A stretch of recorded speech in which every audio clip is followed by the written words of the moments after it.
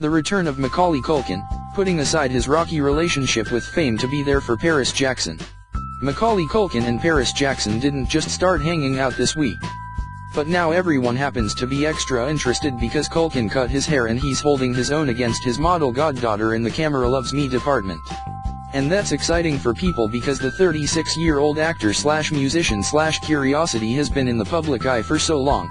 He's one of those celebrities you realize you've been rooting for, perhaps for most of your life. Culkin, meanwhile, has definitely been rooting for Paris for the entirety of her life. The former child star's friendship with Michael Jackson was one of the big question marks of the 1990s, considering the 22-year age gap between the Home Alone star and the King of Pop. But they were close enough that Jackson asked Culkin to be Paris' godfather. She was born in 1998, when the actor was 17. Culkin himself acknowledged that their relationship was unique, saying as much on the witness stand when he testified on Jackson's behalf at the singer's 2005 trial on child molestation charges. He was very childlike. He liked doing the things we kids did. Culkin testified about how the singer would interact with him and other children, including his younger brother Kieran Culkin, at Neverland Ranch. He played with us. Having Jackson identify with him as a child star was comforting, Culkin said. Most of the time he spent there was before the age of 14, he said, after which he had moved away from LA and didn't return to Neverland until he was 17. Overall, he testified that Jackson never abused him, nor did he witness any such behavior on Jackson's part. Jackson was acquitted of all charges, but the accusations and civil lawsuits would shadow him for the rest of his life. Only since his death in 2009 has the overarching conversation about his legacy been allowed to focus more on his music again. Culkin attended Jackson's funeral in Glendale, California, along with his then-girlfriend Mila Kunis. It's no wonder Paris, now 19 and charting her own course as an actress and model, simultaneously trying to maintain a closeness with her famous name and family while also distancing herself as any strong young woman with her own ambitions would, has in recent years found a confidant in Culkin. Not only does he understand the strangeness of growing up in the most glaring kind of spotlight, but he was close to her beloved father. And he was extremely loyal to Jackson, in life and in death. He's a good friend of mine, and he still is, Culkin said on Larry King Live in 2004. Everything that's going on, it's unfortunate. It's an unfortunate situation for everyone involved. The actor first met Jackson when the singer came backstage after a production of The Nutcracker at Lincoln Center in which Culkin played Fritz. Sometime later, after he became a huge star thanks to Home Alone, Jackson called him up and invited him to hang out at Neverland. Nothing happened at the house, Culkin told King. Sleeping in Jackson's bedroom sounded shocking, he laughed, but you have to remember, Michael Jackson's bedroom is 2 stories. It has 3 bathrooms, you have to understand the whole scenario. Jackson liked having him around, he said, because I talked to him like he was a normal human being. He's just a guy, who's very kid-like himself. Meanwhile, the Jackson case had thrust Culkin back into the spotlight in an unpleasantly familiar way. He had taken a decade-long break from Hollywood, propelled in part by his parents' nasty custody battle over him and, as his managers, over his multimillion-dollar career that played out so publicly in 1995, right after he made R.I. Cent High R.I. Cent H, which turned out to be the last movie he'd make as a kid. The custody battle seems to be 2 parents fighting over a young guy's earnings, Home Alone director Chris Columbus told the Los Angeles Times in 1995. If I were a kid, I'd want my parents to be fighting for custody of me because they love me, not for my money. It's a little bit depressing. In court documents, Mom Patricia Brentrup accused Kid Culkin, they were together for 20 years but never married, of abandonment, excessive drinking, physical abuse, and unfaithful behavior. The filing also expressed concern that if Kit's antics got in the way of a movie Kieran Culkin was shooting at the time, no one in Hollywood will want to work with our children again. Kit's lawyer argued that the man was a devoted father who had been a prime force in Macaulay's career. Kit had been named one of Premiere Magazine's most important people in Hollywood back in 1993. Having made $200,000 for Home Alone, Culkin was paid a reported $5 million, plus a percentage of the grosses, for the sequel, Home Alone 2, Lost in New York, a deal attributed to his father's negotiating prowess. The film made almost $200 million in the U.S. Macaulay was such a big star. Columbia Pictures screened My Girl for child psychologists to make sure the death of Culkin's character, which happens off-screen, wouldn't leave his younger fans forever traumatized. Meanwhile, all of the custody drama was unfolding at the most inopportune of times.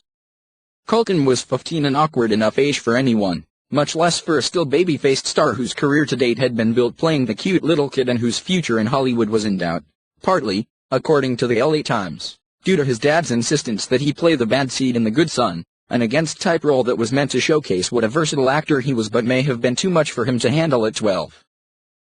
He had plenty of support among filmmakers who had worked with him, but Macaulay packed it in at 15 and went back to New York. His mother was awarded primary custody of him and his minor siblings. As of last year, Culkin, one of 7 children, sister Dakota died in 2008 after being hit by a car, remained estranged from his father. We went through the hungry years, the struggling, and when we became successful I thought we'd just sit back, enjoy it and relax. Brent Trump, who along with her husband had taken 15% of Macaulay's earnings as co-managers, told The Telegraph in 1996. Instead, we were happier living hand-to-mouth, and that's what's so hard. We don't get to enjoy what the whole family worked for together. According to reports, Macaulay had about $17 million in the bank at the time and he wanted permission to use $2 million for school tuition, legal fees, and to buy a new NYC apartment for his mom and siblings. He also successfully managed to bar his father from any access to his fortune.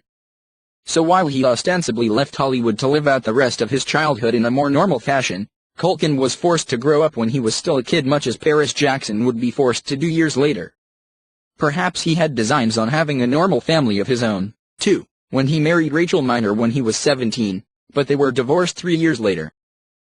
Ironically, Macaulay would eventually prove he could act without the aid of slapstick or the catchphrase "ah," but he had already been saddled with the former child star tag, meaning everything he did seemed to get filed away as a stab at recapturing the magic of the 1990s.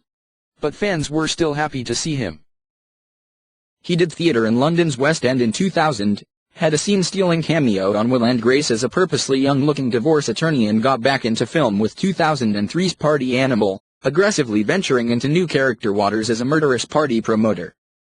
To a lot of people, I still am that kid, Culkin told New York Magazine in 2006. It's a blessing and a curse. I can go to any restaurant without a reservation, but while I'm there, everyone's gonna be staring. At the time he had penned a book called Junior, about a former child star who had gone off the rails. Yes, it's me, but no it isn't, you know, he said. The Jackson case once again made him the center of attention for less desirable reasons, but then Macaulay won raves for his role in the quirky indie comedy Saved with Mandy Moore. Still, the acting jobs were few and far between. He scored a lead role on the short-lived drama Kings in 2009, but otherwise he was left plenty of time to focus on music, art, and other side projects. But then again, if he had wanted to work more, maybe he would have. He told New York he led a simple life and acknowledged he was not exactly the hardest working actor.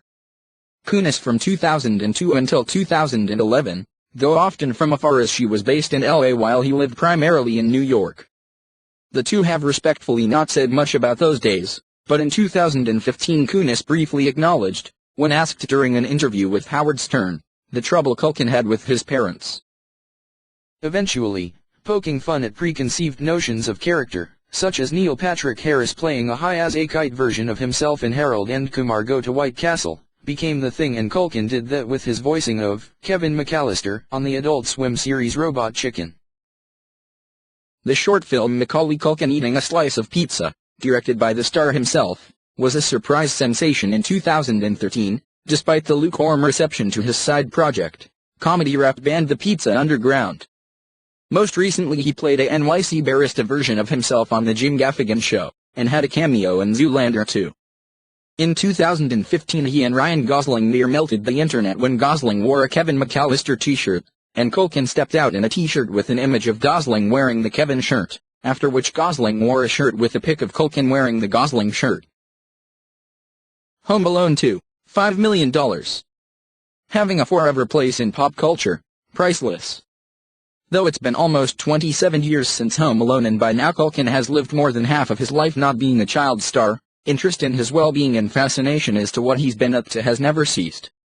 Before the notion of satirizing his lot in life appealed to him, Culkin treated his days of child stardom like they happened to somebody else, though, sense of humor aside, that's still his favorite approach. "I really disassociated myself from Macaulay Culkin mentally," he told New York in 2006. "Like, if someone actually calls out that name on the street, I don't turn my head. Literally. When I was 14 and I quit, I said I'm never doing that again. Say whatever you want about me. That I'm crazy, that I'm an alcoholic. Call me a drug addict. I don't give a st anymore. That's not me anymore. That's for you. It's yours. Go ahead, have fun."